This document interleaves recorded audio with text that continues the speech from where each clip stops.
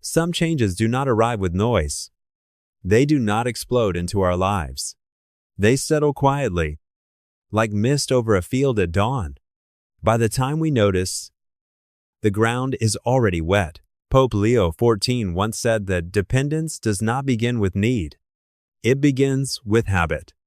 And habit, repeated long enough, becomes instinct. When that instinct is guided by invisible lines of code, we begin to move to rhythms we did not choose. You believe you are free, he said. But try stepping away from your devices for a single day. If you grow restless, anxious, disoriented, then it is no longer a tool. It is a tether. I asked myself when I had last taken a walk without something playing in my ears. When I had last witnessed a moment without feeling the urge to document it. Was I living to experience life? Or to record it? We are not a generation starved of information. We are a generation starved of contemplation. We can explain global crises in detail, yet struggle to name the sadness inside our own hearts. We can debate for hours about the opinions of strangers, yet lack the patience to listen to our own silence. When everything moves quickly, depth becomes rare. Pope Leo XIV spoke about the weight of handwritten letters in the past. People waited days, sometimes weeks, for a reply. But every word carried intention. Today we send hundreds of messages in a single day, yet often cannot remember what we said. It is not because we do not care. It is because we live in a current that never allows us to stop. He did not condemn technology. He understood why we reach for it. Many do not love the screen itself. They love what it distracts them from. Loneliness, insecurity, unanswered questions, unprocessed grief. But noise does not heal emptiness. It only covers it. The soul is like a room, he said. If you fill it with too much furniture, there is no space left for light. I remember nights spent scrolling through curated fragments of other people's lives, their joy, their success, their beauty, and without realizing it, I compared, I measured, I diminished myself. I forgot that what I was seeing was carefully selected. When we live in constant comparison, gratitude slowly disappears. And when gratitude disappears, joy fades with it. You do not need more. Pope Leo XIV said, you need deeper conversations, deeper thinking, deeper faith. We live in an age obsessed with optimization. Optimize your time. Optimize your productivity. Optimize your sleep. But love cannot be optimized. Forgiveness cannot be accelerated. Faith cannot be downloaded. If we measure everything by efficiency, we will eventually call sacred things a waste of time. You were not created to become efficient processors of data, he said. You were created to become hearts that love. That sentence stayed with me. I realized how often I began my mornings not with reflection, not with prayer, but with notifications. Before I could even hear my own thoughts, I was already carrying the thoughts of thousands of others. If we begin the day with noise, it becomes difficult to hear the quiet voice within us for the rest of it. He did not ask people to abandon technology. He suggested something much smaller. 5 minutes of silence at the beginning of the day. No screen. No updates. Just one honest question. Who do I want to become today? It sounds simple. It is not. Because in silence, the real questions rise. Am I living according to my values? Am I loving well? What am I running from? Perhaps we fear silence not because it is empty, but because it is truthful. There was a day I tried it. I left my phone untouched and sat by the window. The sunlight fell softly across the table. Cars passed in the distance. Nothing dramatic happened. But I realized how long it had been since I had simply been present without distraction. At first, my mind resisted. What if I am missing something important? What if someone needs me? But the world did not collapse because I was offline for a moment. The only thing that weakened was the illusion that I must always be reachable. We have thousands of followers, yet sometimes no one to call when the night feels heavy. We are seen by many, but known by few. Presence is not measured in quantity. It is measured in depth. I began making small changes. When someone spoke to me, I moved my phone out of reach. When I ate, I allowed the meal to exist without a second screen. When I walked, I listened to the wind instead of an endless stream of audio. At first, it felt uncomfortable, as though I were missing something. But slowly, I realized I was gaining something else. I noticed subtle expressions on people's faces. I heard hesitation in their voices. I sensed emotions behind their words. Technology can connect data. Only human beings can connect souls. One evening, I turned everything off earlier than usual. The room grew quiet. No blue light on the walls. No vibrations. No digital hum. In that quiet, I rediscovered something simple. Peace is not loud. We have grown accustomed to constant stimulation. Eyes must see movement. Ears must hear sound. Minds must process new information. But when stimulation pauses, the soul exhales. Pope Leo XIV warned that the true danger is not intelligent machines. It is inattentive humans. When we lose the ability to reflect, we lose depth. When we lose depth, we begin living on the surface of everything. We react quickly, but feel shallowly. We think constantly, but rarely profoundly. We connect widely, but seldom intimately. Information answers what is happening. Meaning answers why we are alive. Before sleeping, I started asking myself 3 questions. What good did I do today? Did I wound anyone? What am I grateful for? These questions did not change the world, but they changed the way I ended my day. Holiness is rarely found in dramatic gestures. It is found in small choices repeated daily. I cannot escape the digital world. My work depends on it. My relationships pass through it. But I can choose how I stand within it. I can choose not to respond to every argument. I can choose not to share every emotion immediately. I can choose to protect a part of my life as sacred and unseen. If we expose everything, we risk losing what is holy. Listening has become rare in a world where everyone can speak. I realized how often I listened only to prepare my response. But when I allowed silence to linger, I began hearing what was not said. Compassion begins with listening. We judge quickly because we see fragments and assume we understand the whole. But no human being can be reduced to a post, a comment, or a single moment. I no longer try to keep up with everything. I accept that I will miss certain trends, certain updates. In return, I do not miss myself. If we do not learn to master our tools will master us. Mastery does not mean control over every system. It means freedom within the soul. The ability to turn something off without panic. The ability to sit in silence without emptiness. The ability to be alone without feeling meaningless. Perhaps technology will continue advancing beyond anything we can imagine. But if we preserve a steady center within us, we will not be swept away. That center is not an application. It is conscience. It is faith. It is love. When I think of Pope Leo XIV standing before a crowd, I do not only remember his words, I remember his calm.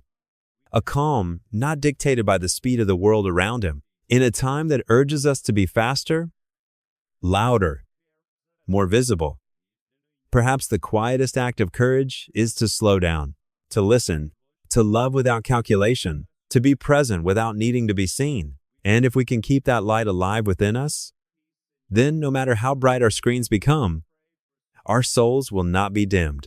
There is something profoundly human about slowness. Seeds do not rush to become trees. Children do not hurry to become adults. Even faith unfolds quietly, often through doubt before clarity. Yet we demand instant answers from a world that was never designed to move at the speed of our impatience. Pope Leo XIV often reminded the faithful that spiritual depth cannot be microwaved. If you want wisdom, he said, you must allow time to refine you, just as fire refines gold. But we resist refinement. We prefer immediacy. We refresh screens more often than we refresh our souls. I began to notice how easily outrage spreads online. One headline, one clip sentence, one moment taken out of context. Within minutes, thousands react. Few pause. Even fewer pray. It is easier to react than to understand. When anger becomes entertainment, compassion becomes inconvenient. Pope Leo XIV warned that constant exposure to conflict reshapes the heart. Not dramatically, subtly. We begin assuming the worst. We interpret disagreement as hostility. We forget that behind every opinion stands a person shaped by wounds we cannot see. Mercy requires imagination. It asks us to imagine that the person in front of us is more than their mistake, more than their worst sentence, more than the version of them captured in a viral moment. Technology magnifies voices, but it does not automatically magnify wisdom, and so the responsibility grows heavier. Before sharing something, I began asking myself, is it true? Is it necessary? Is it kind? 3 simple filters. Yet they slowed me down more than any algorithm ever could. Silence, I discovered, is not weakness. It is strength disciplined by patience. There is also the temptation of constant self-display. To curate, to polish, to present a life without cracks. But cracks are where light enters. When we only show perfection, we quietly teach others to hide their struggles. We create a culture where vulnerability feels like failure. But faith was never built on flawless people. It was built on redeemed ones. Pope Leo XIV spoke gently about this illusion of perfection. God does not love the edited version of you, he said. He loves the unfinished one. That sentence dismantled something inside me. I realized how often I filtered not only photos, but emotions. I shared joy. I concealed confusion. I displayed certainty. I hid doubt. Yet doubt is not the enemy of faith.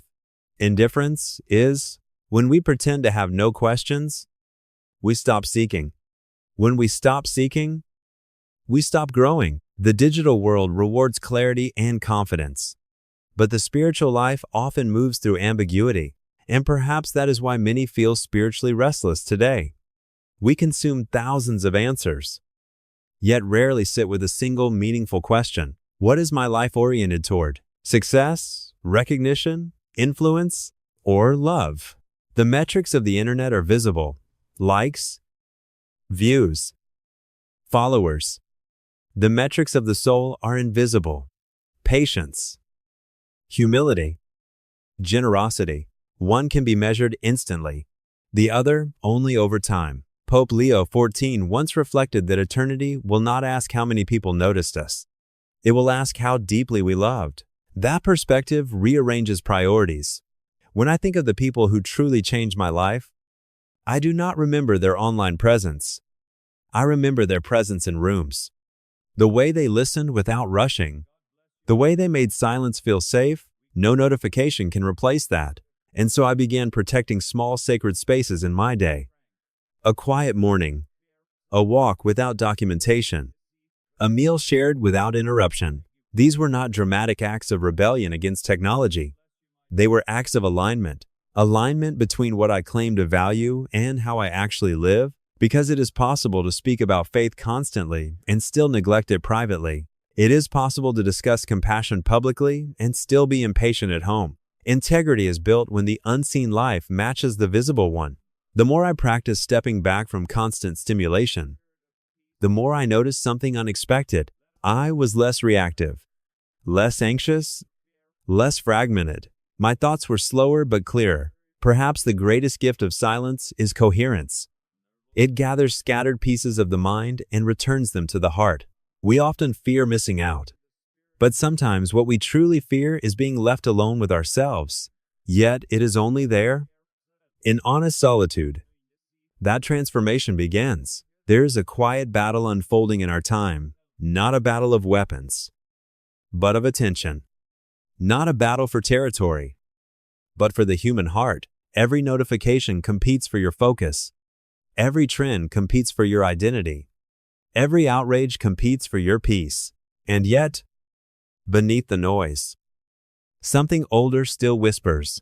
Pope Leo XIV spoke of this interior battlefield not with fear, but with clarity. The world will always demand your attention, he said. But God waits for your intention. Attention is pulled. Intention is chosen. If we give our attention to everything, we will have no intention left for what truly matters. The danger is not that technology exists. The danger is that we forget who we are while using it. A tool becomes a master only when we forget we are free. There will be faster devices, smarter systems, more immersive realities. The future will not slow down for us. It will accelerate. But acceleration does not equal meaning. A life can move quickly and still go nowhere. Pope Leo XIV reminded the faithful that the human soul is not designed for constant input. It is designed for communion. Communion with truth, with others, with God. And communion requires presence, not partial presence, not distracted presence. Full presence, the kind that listens without checking the time, the kind that prays without watching the clock, the kind that loves without calculating return. We are told to build a personal brand, but we were created to build a faithful heart. We are told to maximize exposure, but holiness often grows in hiddenness. There is something revolutionary about a person who can sit in silence without reaching for a screen. Something powerful about someone who can disagree without hatred. Something luminous about a soul that remains gentle in a culture of noise. Perhaps that is the real counterculture of our age, not abandoning the digital world, but entering it anchored in values that cannot be updated, anchored in truths that do not expire, anchored in a love that does not depend on applause. When Pope Leo XIV stands before the world, he does not compete with its volume. He does not shout over the chaos. He speaks steadily, and in that steadiness, there is authority, because calm is convincing. In the end, the question is not whether we will live in a technological age. We already do. The question is this: will we remain human within it? Will we protect the sacred space of conscience? Will we defend our capacity for deep thought? Will we choose mercy when outrage feels easier? Will we choose prayer when distraction feels stronger? History will remember our inventions, but eternity will remember our love. And love requires attention undivided, intentional, present. So perhaps the quiet revolution begins not in governments or corporations, but in small daily decisions. To wake up without reaching immediately for the screen, to look into someone's eyes without interruption, to close the day with gratitude instead of endless scrolling. These choices seem small, but small choices, repeated, shape destinies. If we guard our hearts, no algorithm can own us. If we cultivate silence, no noise can define us. If we choose depth, no trend can empty us. And when the screens finally dim, when the devices fall silent, what will remain? Not the posts, not the metrics, not the headlines. What will remain is who we became. So slow down, listen, choose intention over impulse, and let your soul be brighter than your screen.